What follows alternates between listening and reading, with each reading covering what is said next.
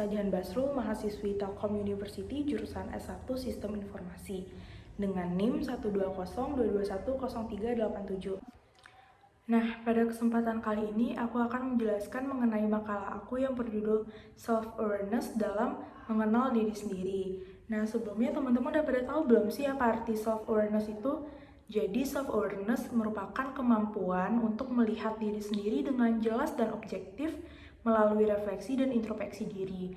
Nah, meskipun sebenarnya tidak mungkin bagi kita untuk mencapai objektivitas yang total tentang diri kita sendiri, namun ada tingkat kesadaran diri yang cukup representatif. Nah, untuk dikategorikan secara objektif. Selanjutnya, setiap orang pasti memiliki keterampilan dan keunggulan serta kelemahannya masing-masing. Itulah yang membuat kita sebagai manusia adalah unik gitu ya. Nah, selanjutnya self-awareness ini juga mampu untuk mengukur atau mengembangkan potensi seseorang, di mana bakat yang dia miliki, dan juga self-awareness ini membantu seseorang untuk mengenal dirinya lebih baik lagi, serta juga menolong seseorang dalam bersikap, bertindak di situasi apapun. Selanjutnya, saya akan menjelaskan 5 alasan mengapa self-awareness itu penting. Yang pertama, dia dapat meningkatkan rasa percaya diri kita. Orang yang memiliki kemampuan self-awareness yang baik cenderung selalu mempertimbangkan saat dia akan melakukan sesuatu, baik dia akan bersikap, berbicara, atau mengungkapkan pendapatnya. Hal inilah timbul karena kecerdasan emosionalnya. Yang kedua, kemampuan komunikasi yang baik. Kemampuan komunikasi yang baik menjadi salah satu aspek penting yang harus dimiliki oleh manusia di zaman modern seperti ini. Karena komunikasi menjadi kunci dari banyak keberhasilan dan kreativitas. Kemampuan komunikasi yang baik akan membangun relasi yang sangat luas dan saling menguntungkan. Oleh karena itu, agar kita bisa memiliki komunikasi atau public speaking yang baik, kita harus memiliki kepercayaan diri yang baik pula. Yang ketiga, mampu menahan diri dan tidak mudah sakit hati. Orang yang memiliki kemampuan self-awareness yang baik ini, dia cenderung akan selalu menerima masukan, kritik, dan saran dari orang lain. Itulah yang membuat diri dia terus bangun dan maju. Selanjutnya, memiliki kreativitas yang baik. Keikhlasan untuk menerima saran dan kritik menjadikan seseorang dapat membuat perubahan kreatif dalam diri dia dan juga dalam pekerjaan yang sedang dia lakukan. Karena kunci kesuksesan itu adalah apabila kita mau menerima saran dan masukan dari orang lain, yang mana itu merupakan menjadi bagian dari pembelajaran juga buat kita, pengalaman buat kita di kedepannya. Dan yang kelima, yaitu karir akan menjadi lebih sukses. Karena kita percaya diri, memiliki komunikasi yang baik, mampu menahan diri dan tidak mudah marah, serta memiliki kreativitas yang baik, itu sudah cukup untuk menjadikan seseorang sukses di kehidupan yang akan datang nanti. Oleh karena itu, pentingnya bagi kita untuk memiliki kemampuan self-awareness ini karena sangat banyak yang bisa kita rasakan. Seperti kita bisa mengenal di mana potensi diri yang kita miliki, dan juga kita diajarkan bagaimana cara bersikap dan bertindak pada saat melakukan sesuatu dengan tepat dan benar. Nah, selanjutnya kita masuk ke indikator dari self-awareness. Yang pertama, mengenali perasaan dan perilaku diri sendiri. Seperti yang sudah dijelaskan tadi, self-awareness itu memang untuk mengenali diri kita sendiri, untuk mengetahui di mana letak kesadaran diri kita itu. Dan apabila kita sudah mengenali diri kita sendiri, kita akan tahu apa yang kita rasakan, kita akan tahu apa yang harus kita lakukan, dan kita akan tahu apa dampaknya bagi orang sekitar kita. Nah, yang kedua, mengenali kelebihan dan kekurangan diri kita dengan baik. Karena kita telah mengenali diri kita telah tahu apa yang kita butuhkan, apa kapasitas yang dibutuhkan oleh diri kita, maka kita juga bisa mengetahui di mana letak kelemahan dan kelebihan yang kita miliki.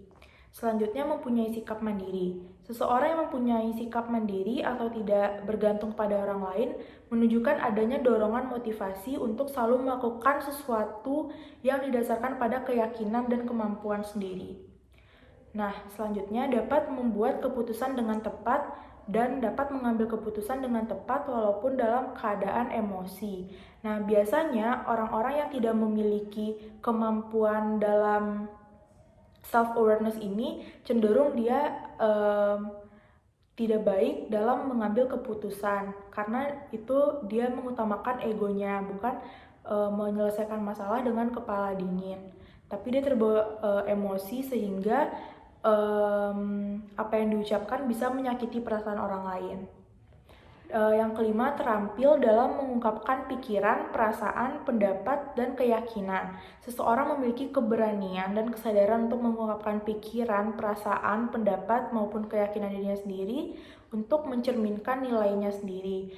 Itu biasanya berlaku kepada orang-orang yang terbuka. Sebenarnya kalau misalnya kita terbuka kepada seseorang yang kita percaya, itu akan membangun suatu relasi yang sangat baik dan membangun kepercayaan yang sangat baik pula gitu ya. Selanjutnya yang keenam, kita dapat belajar untuk mengevaluasi diri. Nah, seseorang dapat belajar dari kesalahannya, terus dia mau menerima segala masukan, kritik, pendapat dari orang lain. Jadi itulah yang membuat kita itu bisa mengevaluasi ternyata kita kurangnya di sini, salahnya di sini gitu. Baiklah, di sini saya akan mencoba menjelaskan mengenai kasus yang saya ambil, yaitu mengenai emosional. Nah, di sini saya mengambil contoh mahasiswa yang kepepet tugas atau deadline di detik-detik pengumpulan tugasnya, atau yang biasa kita dengar atau yang biasa kita sebut juga dengan deadliner gitu ya.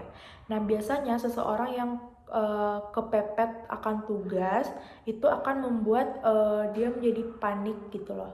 Dia jadi panik, terus kadang panik itu bisa memicu emosi seseorang jika dia diganggu. Bahkan ketika dia dipanggil orang tuanya karena dia sedang sibuk mengejar deadline itu, dia bisa saja ngebentak orang tuanya tanpa dia sadari.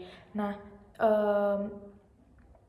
dari self-awareness inilah kita belajar bagaimana cara untuk mengendalikan diri, meredakan emosi kita, dan juga kita di sini mampu untuk mengenal diri kita gitu. Kalau misalnya kita bukan tipe yang deadliner, jangan sekali-sekali coba untuk jadi orang deadliner gitu, karena emang sih sebenarnya deadliner itu tidak baik, tapi ya gimana, namanya kepepet juga kan, cuman itu dapat memicu hal-hal yang lain, hal-hal yang tidak kita inginkan seperti emosional tadi. Dan emosional itu jika sudah pada puncak kemarahan kita, itu kita akan melakukan hal-hal yang di luar kesadaran kita, seperti kita akan berbicara kasar, bertengkar, dan lain sebagainya. Nah, di sini ada upaya yang bisa kita lakukan agar tidak terjadi peristiwa tersebut, dan juga ini upayanya bisa kita lakukan untuk bagaimana kita bisa mendalami dari self-awareness ini. Nah, yang pertama yaitu ada meditasi. Meditasi itu dengan cara memfokuskan pikiran terhadap kondisi yang sedang terjadi. Yang kedua yaitu memusatkan perhatian. Nah, kita diharuskan kita diharuskan untuk praktik meditasi atau ketenangan. Inilah yang membuat kita menyadari keadaan diri kita sendiri. Yang ketiga, menjadi pendengar yang baik dan bersikap terbuka kepada orang lain. Ketika orang lain bercerita kepada kita mengenai masalah dan lain sebagainya, kita harus bisa mendengarkan. Setidaknya jika kita tidak bisa memberikan solusi yang baik, kita harus mendengarkan dengan ikhlas, mendengarkan dengan baik juga, agar membuat kita lebih sadar dan memahami perasaan satu sama lain. Yang keempat, mengevaluasi. Mengevaluasi ini sebelumnya kita harus siap untuk dikritik dan diberikan saran, karena itulah seutuhnya yang membangun kita sehingga kita bisa sukses ke depannya. Selanjutnya, mendengarkan pendapat orang lain, karena ketika kita menilai diri kita sendiri, kita tidak akan bersikap objektif, sehingga kita juga pasti akan membutuhkan orang lain. Nah, di saat itulah kita mencoba mencerna, menggali lagi agar kita bisa menjadi pribadi yang lebih baik ke depannya.